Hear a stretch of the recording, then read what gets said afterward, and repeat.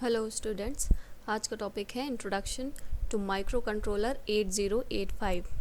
Micro controller 8085 एक 8 bit का micro controller होता है। 8 बिट माइक्रो कंट्रोलर मतलब कि इसमें 8 बिट की डेटा बस होती है और इसमें हम एक साथ 8 बिट का डेटा ट्रांसमिशन हम कर सकते हैं। और माइक्रो कंट्रोलर 8085 को प्रोग्राम करके इसको 16 बिट माइक्रो कंट्रोलर की तरह भी यूज़ किया जा सकता है। माइक्रो कंट्रोलर जो होता है वो एक सिंगल चिप सेमीकंडक्टर चिप पर निर्मित होता है और इसमें माइक्रो कंप्यूटर में जो भी कंपोनेंट्स होते हैं वो सभी अवेलेबल रहते हैं। सिंगल चिप माइक्रो कंप्यूटर किसी स्पेसिफिक पर्पस के लिए इसको निर्मित किया जाता है। स्पेसिफिक पर्पस जैसे कि फैक्स मशीन हो गया, टेलीविज़न, रिमोट और वॉशिंग मशीन, माइक्रोवेव, इस तरह से कोई एक स्पेसिफिक टास्क को परफॉर्म करने के लिए ही माइक्रो कंट्रोलर को निर्मित किया जाता है। और इसमें एक होता है टाइमर एंड काउंटर कंपोनेंट।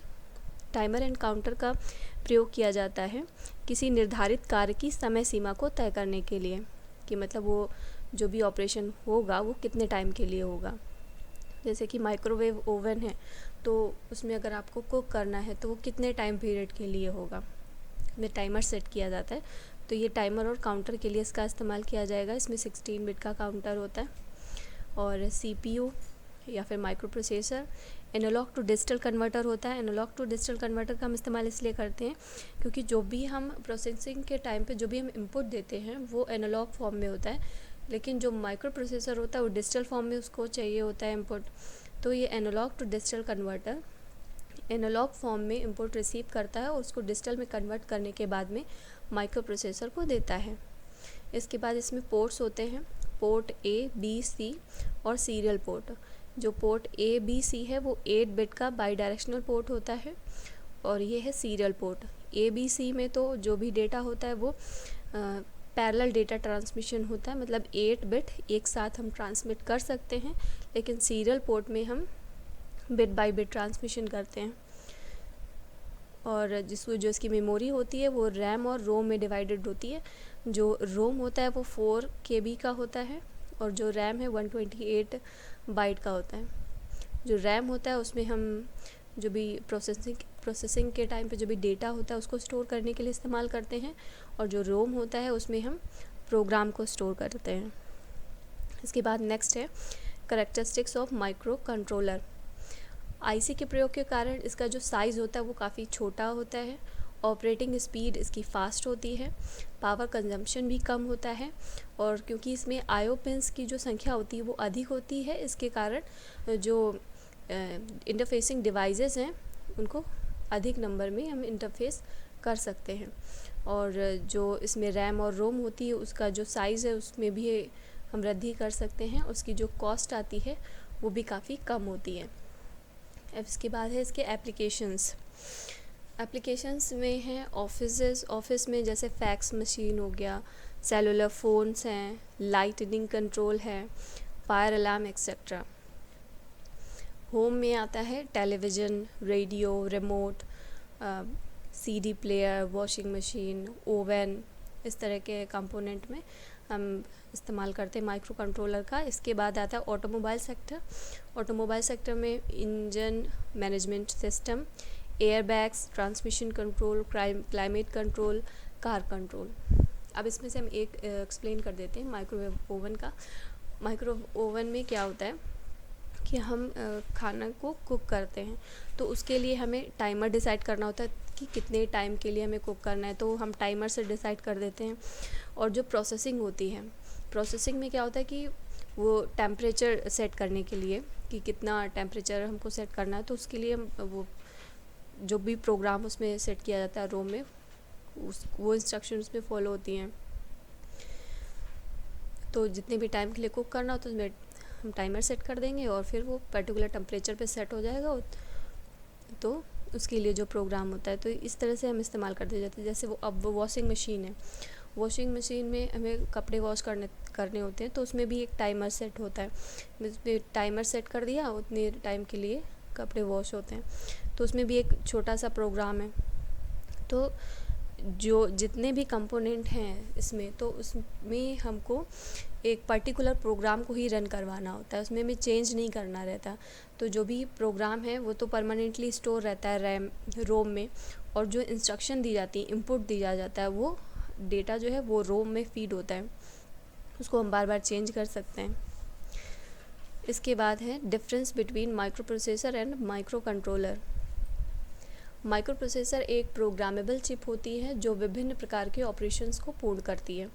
इसमें होता है arithmetic and logical unit, accumulator एक 8 बिट का रजिस्टर होता है जो फाइनल रिजल्ट को स्टोर करता है। रजिस्टर्स होते हैं इंटरमीडिएट रिजल्ट को स्टोर करने के लिए। टाइमिंग एंड कंट्रोल यूनिट होता है।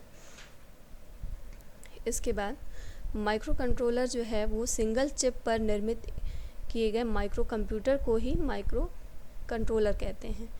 इसमें माइक्रो कंप्यूटर के सभी गुण विद्यमान होते हैं, लेकिन ये किसी एक पर्टिकुलर फंक्शंस को ही ऑपरेट करने के लिए निर्मित किया जाता है। और इसमें टाइमर एंड काउंटर होता है, आईओ पोर्ट्स होते हैं, सीरियल पोर्ट होंगे, माइक्रो प्रोसेसर होगा, रैम और रोम होता है। इसमें डिफरेंस क्या क्या होते हैं देख लिया। माइक्रो प्रोसेसर एक प्रोग्रामेबल चिप होती है जिसे सीपीयू भी कहा जाता है। जो माइक्रो कंट्रोलर है वो सिंगल चिप माइक्रो कंप्यूटर होता है जिसे किसी निश्चित कार्य के लिए निर्मित किया जाता है।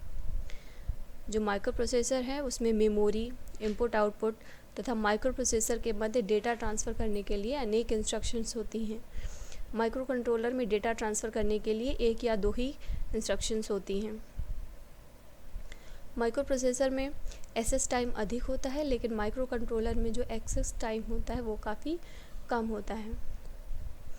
माइक्रो कंट्रोलर 8051 फैमिलीज, जो 8051 है उसका निर्माण इंटेल कॉरपोरेशन ने सन 1981 में सिंगल चिप पर 128 बाइट रैम और 4 KB रोम, और जिसमें 2 टाइमर यूज़ किए गए थे 16 बिट के, और श्रेणी पोर्ट इत्यादि का प्रयोग करके 1 चिप सिस्टम तैयार किया गया था, जिसे ही हम माइक्रो कंट्रोलर 8051 कहते हैं। 8051 के कुछ एग्जाम्पल हैं 80C51BH और 8XC52/54/58। नेक्स्ट है specifications of micro controller 8051। Micro controller 8051 में कंट्रोल कार्य के लिए 8 बिट का CPU होता है और ये CHMOS टेक्निक पर आधारित होता है। माइक्रो कंट्रोलर 8051 में परिवार के जो भी सदस्य हैं उनकी जो ऑपरेटिंग फ्रिक्वेंसी होती है वो 0 से 24 मेगाहर्ट्ज़ की होती है। माइक्रो कंट्रोलर 8051 में 2 16 बिट के टाइमर होते हैं और 32 IO लाइन्स होती हैं। 4 8 बिट बाईडायरेक्शनल पोर्ट होते हैं, पोर्ट 0, पोर्ट 1 और पोर्ट 3, और इसको पावर सेविंग मोड में भी ऑपरेट किया जा सकता है। इसमें डेटा स्टोर करने के लिए 4 रजिस्टर बैंक होते हैं, जिसमें प्रत्येक बैंक में 8-8 रजिस्टर्स होते हैं। माइक्रो कंट्रोलर 8051 में सीरियल डेटा कम्युनिकेशन होता है, और जो भी माइक्रो कंट्रोलर है वो 0 से 70 डिग्री सेल्सियस तथा कुछ 40 डिग्री सेल्सियस से 85 डिग्री सेल्सियस तक ऑपरेट किए जा सकते हैं। और इसमें जो पावर सप्लाई होती है वो 3 वोल्ट से 18 वोल्ट तक हो सकती है। Okay, thank you class.